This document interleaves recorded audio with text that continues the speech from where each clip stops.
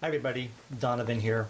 And recently I made a post, something very, very simple, yet it created quite a firestorm, a lot of, because it ran contrary to the way that we're all taught and the way that a lot of us believe.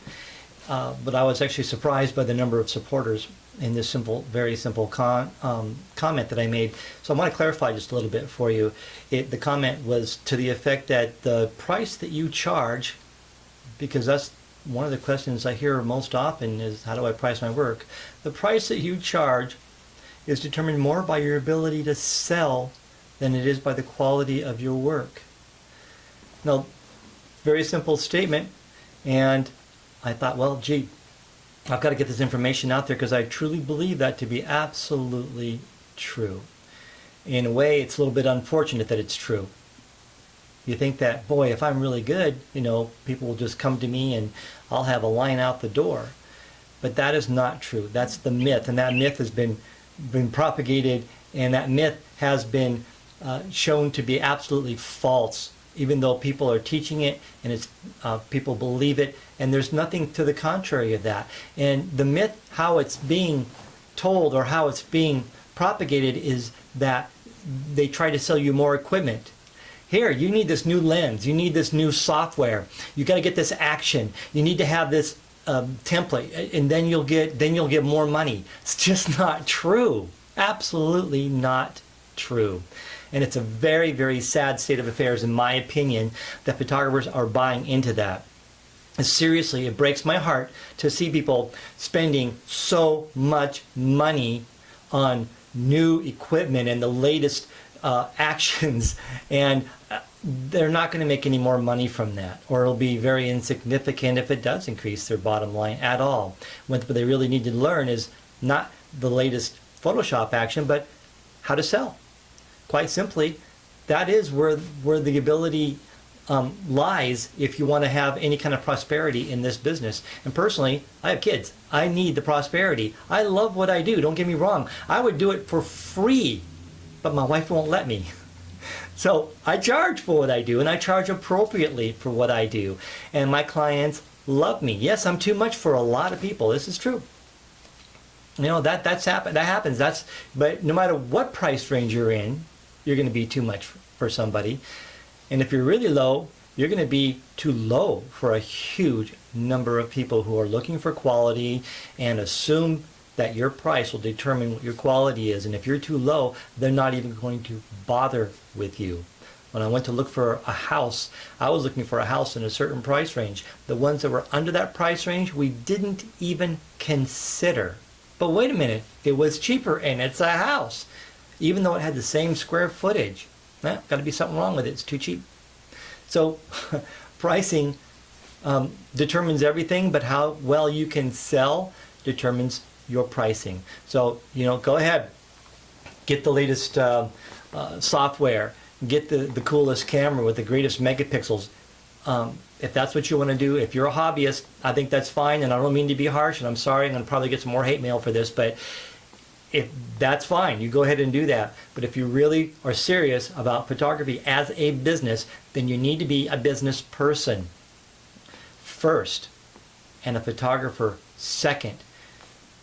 You know how many restaurants opened up by chefs, incredibly, amazingly talented chefs, that go out of business shortly afterwards? Because that chef was very good at what they did, at making food, but did not know how to run a business. They go out of business at an exponential rate. It's phenomenal. Same thing with photographers. If you want to do this full time, if you want to make a really, really good living at this, then yes, be a good photographer, but be a really good business person.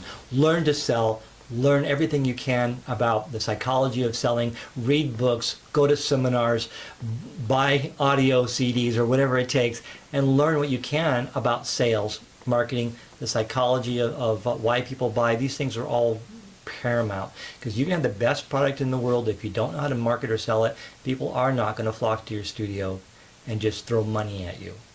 They will only do that if you are a good salesperson as well as a good photographer. So please don't get me wrong before I get a whole bunch of hate mail about you're telling people to be lousy photographers. I'm not doing that. In fact, truth be told, I sold tens of thousands of dollars worth of lousy photography, but I didn't do it on purpose. It's not like I went out to do that. It's just that I hadn't learned yet how to become better. Now, where I'm at, I'm still never really totally satisfied with what I do, but if my client really loves it, then who am I to argue? The customer is always right. So as long as they love my work, that's all that counts. I don't care if you like it. I don't care if my peers like my work. If my clients love it, that is what matters, because my clients pay my mortgage. My clients keep my kids in shoes and clothes. And believe me, there's a lot of shoes in my house. I have all girls.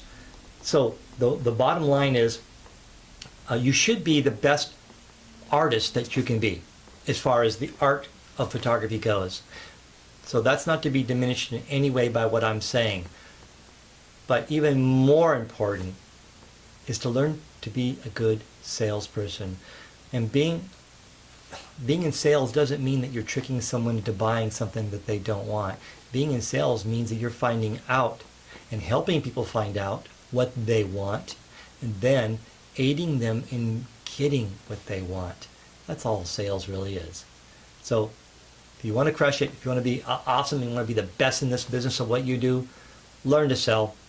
All right, my heart goes out to you. If all you want to do is a hobby, then buy all the equipment that you want. That's fine. But if you're going to be a business person and if you have a family to support, or say your spouse is going to retire, and you want the money will help you. It'll help your business. And you know what? Here's the funny thing is, we oftentimes put the cart before the horse. Photographers are famous for this. Here's another one. Here's another myth.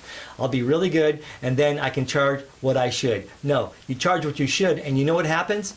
You become really good. If you're charging a lot for your work, and I mean more than you can afford, if you're charging a lot for your work, you will automatically become a better photographer in the mind of the client, and in your own mind, you'll think to yourself, gee, for these rates, I better learn something. And you will, by default, learn to become a better photographer. So your art gets better the more you charge, not as you become a better artist, the more you can charge. It's the other way around. Was that confusing? Let me say it again.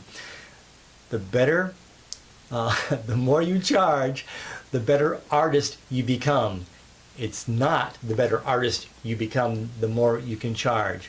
Believe me, I know people who are masters in photography who can't get a job.